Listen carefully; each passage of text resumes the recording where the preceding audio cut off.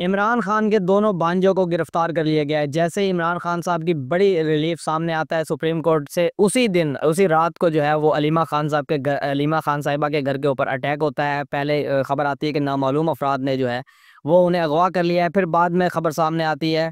कि उन्हें पंजाब पुलिस ने जो है वो अरेस्ट किया है और वो 9 मई 2023 के जिना हाउस हमला केस के अंदर जो है वो मुलविस थे। और उन्हें जो है वो गिरफ्तार कर लिया गया और कल यानी कि 22 अगस्त को जो है वो उन्हें अदालत में पेश किया गया और अदालत ने उनका 8 रोज़ा जिस्मानी रिमांड जो है वो मंजूर कर लिया। और फिर कल ही यानी कि 22 अगस्त को ही उनके दूसरे भाई को भी गिरफ्तार कर लिया गया है। शेर शाह खान को, उनके दूसरे भाई को भी गिरफ्तार कर लिया गया और उन्हें भी 9 मई के फसादात के अंदर जो है वो शामिल किया गया कि वो उसके अंदर मुलविस थे और बहुत सारे पर्चों के अंदर वो मतलूब थे। अच्छा, अब इसके ऊपर अब ये दोनों भाई जो है वो गिरफ्तार कर लिए गए हैं। अब पीटीआई के सियासी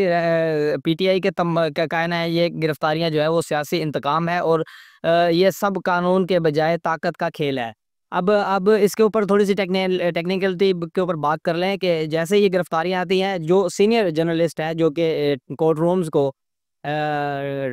रिपोर्टिंग करते हैं, उनका कहना ये है कि ये एक बोंदा मजाक है पंजाब पुलिस की जानिब से, क्योंकि 27 से 28 माह हो चुके हैं 9 मई को हुए और अब तक जो है इन लोगों के ऊपर कोई एफआईआर्स नहीं लॉन्च की गई, इनके ऊपर कोई गिरफ्तारी नहीं डाली गई और मीडिया टॉक्स के अंदर भी कहीं ये नज़र नहीं है। अचानक ये भी ये दो भांजे नजर आए हैं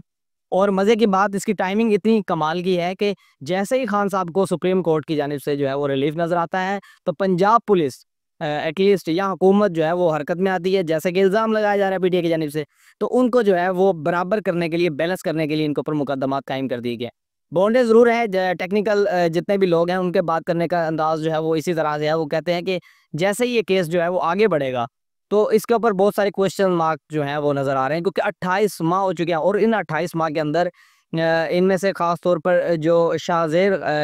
शाहज़ैन खान जो है वो एटलीस्ट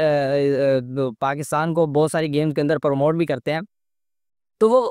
पाकिस्तान से बाहर आते जाते रहे, यानी कि किसी भी ईसीएल के अंदर उनका नाम नहीं डाला गया, वो अपने घर में ही थे। बहुत दफ़ा वो अडयाला जेल तक खान साहब से मिलने के लिए भी जा चुके हैं। तो इसके ऊपर बहुत सारी टेक्निकलिटीज़ जो है वो नज़र आ रही हैं। ये यही इंतकामी मामलात जो है वो ज़्यादा नज़र आ रहे हैं और अगर फ़र्ज़ किया उन्हें किसी डील के तहत या किसी भी तहत